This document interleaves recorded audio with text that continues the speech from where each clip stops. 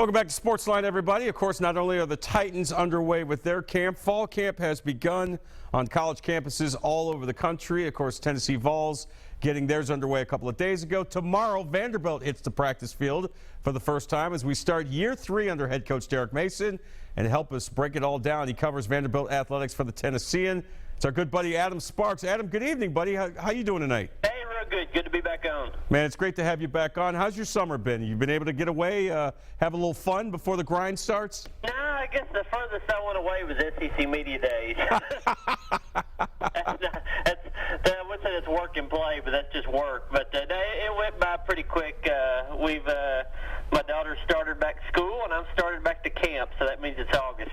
Yeah, certainly. It certainly is hard to believe it's August. All right, Vanderbilt on the practice field tomorrow. They had their media day, I believe, yesterday or earlier this week. Take me through what the feeling is about Derek Mason entering year 3. I know you and I have discussed this before here on the show. Would you say Derek Mason is on the hot seat? Do you feel like it's a win or go home scenario for him? Where's Derek Mason as we head into year 3? No, I think he's in a pretty comfortable place, and you know that can change obviously a month or two into the season. I think I've talked on here before about the very, very winnable games in the first month of the season. Middle Tennessee, Western Kentucky, Georgia Tech, and the opener September 1st, South Carolina. Those are very winnable, all 4 of those games. And so, you know, I was looking at I don't know how much people pay attention to the Vegas odds, but they're usually pretty close to correct. And they came out today and had Vanderbilt's over/under as 6 regular season wins. But that's bowl eligibility. And so, you know, I think what it is right now is people around Vanderbilt feel better about Derek Mason, but it's contingent on getting to or pretty close to that 6-win mark. I think when they look at the roster, and when I look at the roster, you see a pretty good defense that proved that it was one of the better ones in the SEC last year, and I think there's at least some optimism on the offensive side. I think that the best decision they made in the offseason was naming Kyle Shermer officially the starting quarterback, and you could see the difference in the kind of the different feel of the room in media day yesterday, because there were no, you know, who's your quarterback? How do you decide your quarterback? When will you decide your quarterback? Will you play multiple quarterbacks? You know, none of those questions obviously were there. It was, so Kyle Shermer, how are you going to improve the offense? And so I think it was important for them to kind of get that question out of the way, and Derek did it about 2 or 3 weeks ago, and so now they can move forward. And I think they feel pretty good about the direction of the offense. Our good buddy Adam Sparks of the Tennessee and joining us here on SportsLine. We're talking Vanderbilt football. You can follow Adam on Twitter at Adam Sparks. Of course, you can read him in the Tennessean all season long as he covers Vanderbilt athletics. All right, as we head into the season, head into fall camp, Adam, do you have 2 or 3 items or maybe not concerns, but things you'll be watching between now and the regular season opener? Well, I think on the offensive side, I think it's offensive line and wide receiver. The offensive line has to get figured out because there's so many combinations up there. The big move is going to be Andrew Jelks, who is an in-state guy. He was the starting left tackle 2 years ago, and we all know how important that blind side is. There's been talk, and Derek Mason has mentioned the possibility now that he's back from he had a knee injury that he set out last year from. He's back now in camp, and he could move to center. They've got a pretty big hole there with Spencer Pulley going to the NFL this last year. So maybe taking your left tackle and moving him to center. They may take their right tackle and move him back over to left tackle. They have about, half a dozen combinations they could use on the offensive line. So I'll be interested to see when those pieces settle in. I think it'll probably be about 2 weeks into camp. Wide receiver C.J. Duncan is back from an injury last year. They need better wide receiver play. Last year, sometimes it kind of seemed like a one-man band with Trent Sherfield, or other games it was Caleb Scott. They never really solidified the group. There was always some question marks in the receiving core. They got to have that stronger and have some young guys contribute to help Shermer kind of stretch the passing game. On the defensive side, I'm I'm going to watch Oren Burks. Oren Burks is I've written a few stories about in the Tennessean that he's what they call the star position, which a lot of defenses call that like a rover. It's a hybrid safety linebacker position. They moved him from safety to this new star position to add a little more flexibility, versatility to the defense. Derek Mason talked a lot in media day yesterday about getting very creative with the defense. Last year he took over the defense, and it was really good for the base that he wanted to put in. This year he's going to have a whole lot more wrinkles, and I think he has a lot of confidence in his ability to out-scheme an opposing coach. He feels like he's got more pieces and more eclectic pieces, I think, to use this year, and Burks would probably be the number one out of that bunch. We're talking with Adam Sparks of the Tennessean here as we get a preview of Vandy football. The Commodores on the field tomorrow as they open their fall camp. Adam, you mentioned the wide receivers and the quarterback situation on offense, and you look at what Ralph Webb was able to do last year, over 1,000 yards. And this is mostly against teams that were stacking the box because they knew that whether it was Johnny McCrary or whoever it was, Wade Freeback, there wasn't much of a passing threat. You mentioned the fact that the wide receivers need to step up. Can you imagine what Ralph Webb can do if there's even a threat of a passing game and defenses can loosen up a little bit? This guy could have a 1,600-yard season. Yeah, he's a guy that, he's a little under 1,100 yards to be the all-time leading rusher at Vanderbilt, and this is just entering his junior year. They feel like Shermer can throw the ball. I feel like Shermer can throw the ball. Yeah, they've got to have better wide receiver play. I think bringing the tight ends in more this year is going to help. Last year, DeAndre Woods was a really athletic tight end that gave him some big plays early in the season. He was lost for the year to a knee injury. Jared Pinkney was another athletic tight end they had.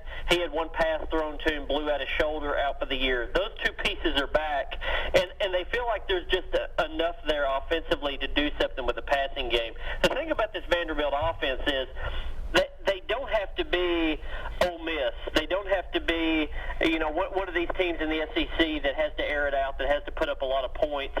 They can be a defense or an offense that just protects the ball, runs the ball well, punts when they have to, kicks field goals when they have to, and just does enough. Just doesn't really mess up what the defense is built on the other side, because you look at a game like the Florida game last year. Vanderbilt lost 9-7 on the road. Yeah, it's one of those where if they just get a little bit of offense, they win that game. And so that's all they really need is a little more offense. And they feel like Kyle Shermer is a guy that can give it to them. What are your thoughts on Kyle Shermer? What does he bring to the table that maybe some of the other QB candidates don't? Smart player. I talked to him earlier today about some of his background. Pat Shermer, longtime NFL coach, is his dad. His mom actually was a Big Ten champion swimmer, so he's got athletic genes there. Really good football IQ because of his dad, because of his upbringing in the game. Something that I put on Tennessean.com tonight is something they've worked with him in the offseason of having what his offensive coordinator calls a larger inventory of throws. That's being able to throw the deep ball better, being able to throw some corner routes better. Last year they put him out into the game in the 7th week of the season and just said, here's college football, this is the SEC, start right away and figure it out. Through the off season they worked on his weaknesses, had him throw the deep ball better, have him add touch to his passes. Today he told me that when you're a freshman quarterback and you come in, you want to show everybody just how strong your arm is. You've got that laser rocket arm that Peyton Manning talks about in the commercials. He said, in my sophomore year, I want to show that I have touch and that I have command, that I can take some zip off of the ball when I need to. And so I think just from that, you can see he's eager to grow into the position rather than say, I kind of have figured this out already. Adam, it seems like the strength of this Vanderbilt defense is its linebackers. A lot of people say they're as good as any group you'll find in the SEC, in the country for that matter. What makes this group of linebackers so good?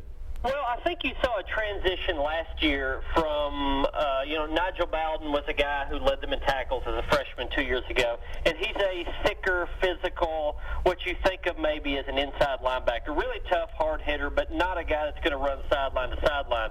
He got hurt early in the year last season, and Zach Cunningham took his place. Zach Cunningham is a longer, leaner, faster type linebacker, and that defense transformed when Cunningham was out there.